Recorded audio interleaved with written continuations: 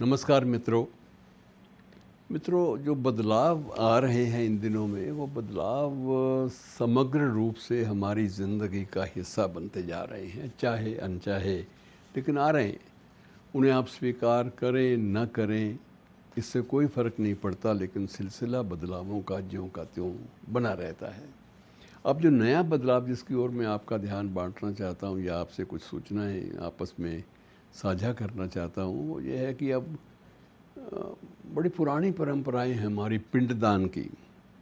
अब पिंडदान जो है उसके लिए पितृपक्ष आने वाला है, और इसमें पिंडदान की जो अब ये प्रक्रियाएं शुरू हो रही हैं वो ई पिंडदान के नाम से सामने आ रही हैं।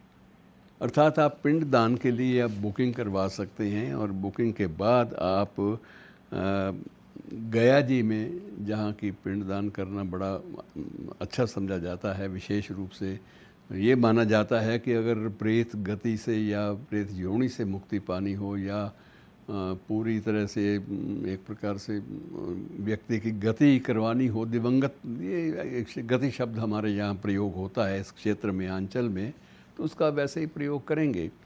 तो पिंडदान का जो है ये ई पिंडदान के नाम से बुकिंग गया जी में आरंभ हो चुकी है।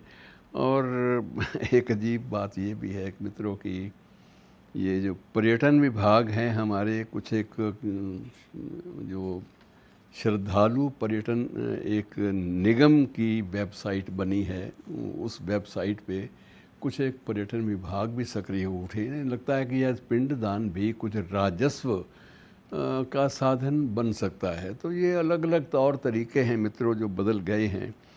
और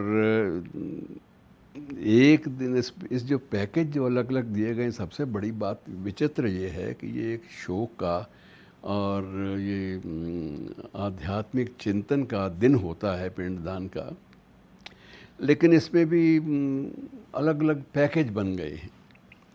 एक दिन का पैकेज में एक दिन का जो पटना और जो गया का एक दिन का पैकेज है वो अलग है, और एक रात और 2 दिनों का पैकेज पटना, नालंदा, राजगीर, ये अलग है। और इस तरह से 13,500 न्यूनतम रखा गया है ई पैकेज का दाम। यानी ये पिंडदान के भी रेट तय हो गए हैं। और ये अब इन बदलावों को आप जैसे भी आप आत्मसात करें, कर लें, लेकिन ये है कि ये जो साधन संपन्न लोग हैं वही कर सकते हैं शायद ज़्यादा, या जो बहुत मन में इच्छा हो कि करना ज़रूर है, तो वो भी इसका एक प्रकार से प्रयोग कर सकते हैं और कर रहे हैं। जब बुकिंग जो है इतनी ज़्यादा तेज़ी के साथ आरंभ हो गई है, तो आप अंदाज़ा लगाइए कि अब कौन कौन सी रस्में हम लोग इन बदलावों के जो साए से दूर रख पाएंगे, ये समझ में नहीं आता। बाकी आपको पता ही है कि अब जो दाह क्रिया थी वो पंच तत्वों में विलीन करने की बात, अब वो इलेक्ट्रॉनिक क्रीमेटोरियम तो लगभग हर शमशान गृह में आरंभ हो गए हैं। और उनके पीछे एक दलील ये भी दी जा रही है कि इससे पर्यावरण जो है वो ठीक ठाक रहता है। अब पर्यावरण और पंच तत्व को आप कैसे आपस में मिलाएंगे, इस बात का कुछ भी समझ में आना संभव नहीं है।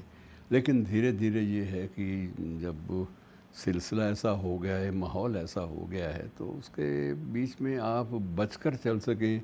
वो दुष्यंत का शेर है ना कि आप बचकर चल सकें, ऐसी कोई सूरत नहीं कि रास्ता घेरे हुए मुर्दे खड़े हैं बेशुमार।